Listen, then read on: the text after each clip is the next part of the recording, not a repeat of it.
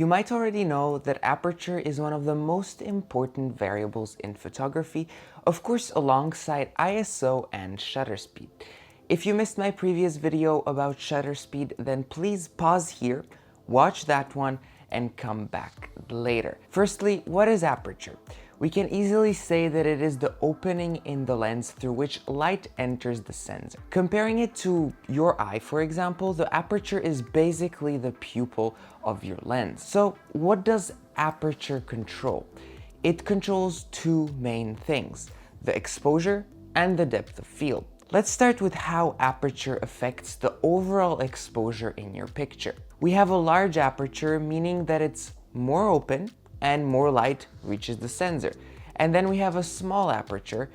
You guessed it, it has the opposite effect. Of course, you can also have something in between the two extremes, and that's called a medium aperture, and that's just in between. Now that we understand how aperture affects your exposure, let's take a look at the more creative side. How does aperture affect your depth of field? In simple words, depth of field is the amount of your photograph that appears sharp from front to back.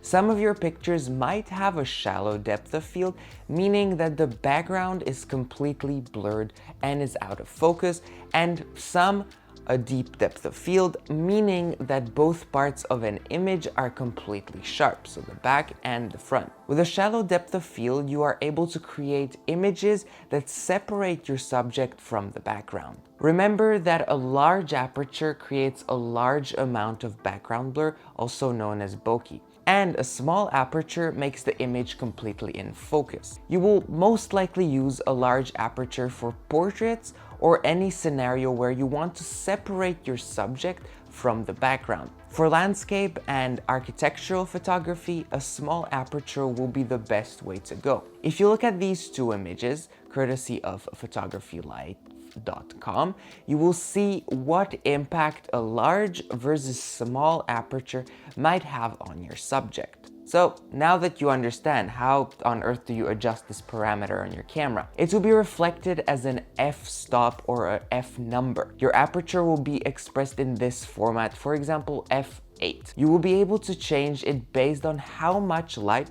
or how much depth of field you want in your image. For example, you can have f-stops in this range, but it can go lower than that. More about f-stops in another video. So how do you select the right amount of aperture?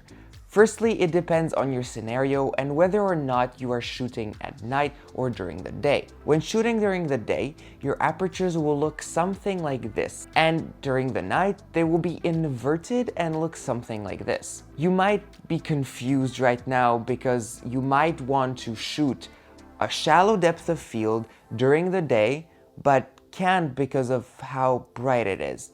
This is where ISO and shutter speed also come into play, because you can compensate for the added aperture with these other two parameters. It is all about tweaking your camera so that you can take the best pictures possible. The only one thing you have to keep in mind is that not all lenses have a very shallow depth of field or a long aperture. Some lenses can only go to about f4.5, but some can go up to f0.95. It will be usually written on your lens glass underneath the cover. See what kind of lens you have, and don't be discouraged if you cannot go to very long apertures. These are the basics about aperture that you need to know for the beginning to be a great photographer. Now it's your turn. Try to go to the aperture priority mode on your camera, which will allow you to just tweak the aperture while the camera takes care of the rest. This way you will be able to really master and see what aperture does to your photo. Of course, if you already know how shutter speed and ISO works, then just go into full manual mode and start creating stunning images. Well, this is the end of the video, so if you enjoyed, then please leave a like and subscribe, as it's all greatly appreciated. And if you want to see another video on my channel, then please click the card shown up here, or just stay till the end and you will see some suggestions. Okay, take care, and I'll see you in my next video. Bye!